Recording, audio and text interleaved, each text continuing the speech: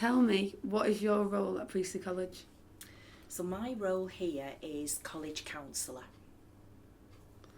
Tell me, what does mental health mean to you? So mental health to me means it's in relation to a person's emotional and physical well-being and how they are able to manage on an everyday basis. Tell me, what strategies are put in place in college to support students in college with mental health needs? So in college we have a very robust wellbeing team, which includes myself as college counsellor. We have a wellbeing practitioner. We also have a full team of progress tutors and pastoral heads, and we are also supported by a study support team which includes an inclusion manager and learning support assistants.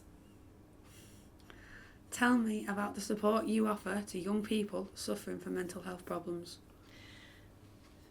So for me as college counsellor, I will see students for counselling therapy. That allows them to access support where they can come and talk in a safe and confidential space about any worries, any concerns, any problems that they may be experiencing. Tell me about what training you have had to support young people with mental health problems. So I qualified quite some time ago as a counsellor. I have a degree in counselling. I have a postgraduate degree in supervision. I've also done a number of other qualifications which are in relation to bereavement support and trauma. I've also done qualifications in supporting children and young people, and I've worked in FE for 25 years.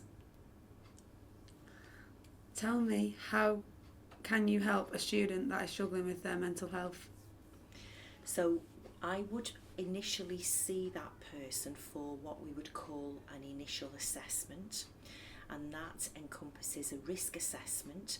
It also allows me to find out what issues that person may be struggling with and what goals they feel they want to focus on in counselling therapy. We would then agree a block of counselling sessions, which are normally up to 6 sessions of counselling, where I would then support that person over a number of weeks and months. What is your perspective on the stigma surrounding mental health? I think that it's very important for people to feel confident enough to talk to somebody if they are struggling with their mental health, rather than bottling up their feelings themselves and feeling that there's nobody else available to support them. It's really important that they feel confident to talk to somebody, because there's always somebody there that will be able to help and listen as well. That's really important. Tell me what impact you think social media has on young people's mental health. I think that it can be very positive in that it raises awareness of a whole range of things that may impact on a person's mental health, and also raising awareness of things that we can do that will help our mental health in terms of lifestyle changes, the impact of social media on our mental health as well, so to reduce the stigma. What advice would you give to young people to prioritise their mental health in their daily lives? I think it's important to have a number of kind of what I would call self-help strategies in place, and that's really starting at the very basic level of looking at your diet, your sleep, making sure that you're getting some exercise and relaxation, that you are getting some natural sunlight, which is really good for promoting vitamin D and helping to promote better sleep, quality of sleep. So they are really the things that I would say are the basic fundamental things. But making sure that you are supported by a good network of friends and family, and knowing that they are there to talk to if you're struggling at any point. How would a young person struggling with their mental health balance the demands of their courses and dealing with their struggles?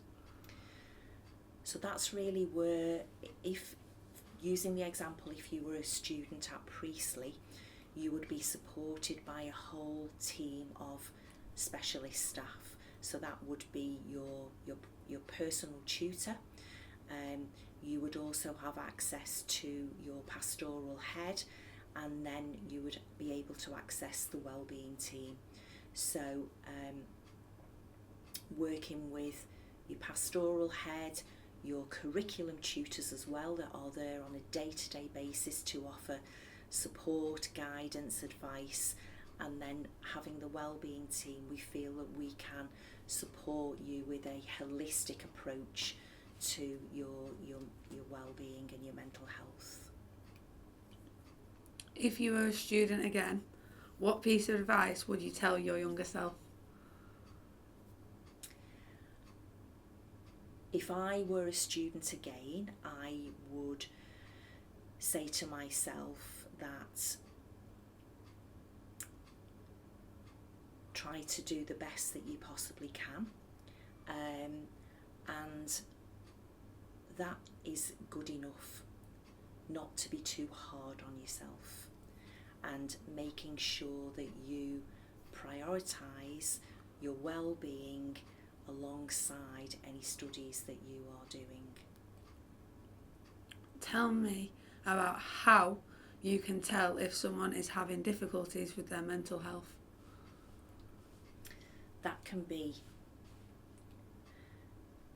often quite challenging to spot, because people will present with a whole range of symptoms. Some people may have changes in their behaviour. They may have changes in their health.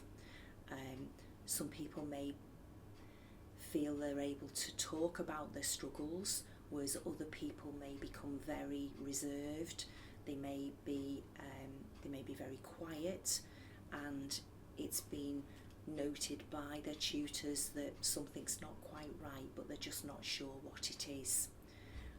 And that can sometimes be quite challenging for us, because a lot of the time we rely on that person to tell us if they're struggling, particularly if they want to access wellbeing support.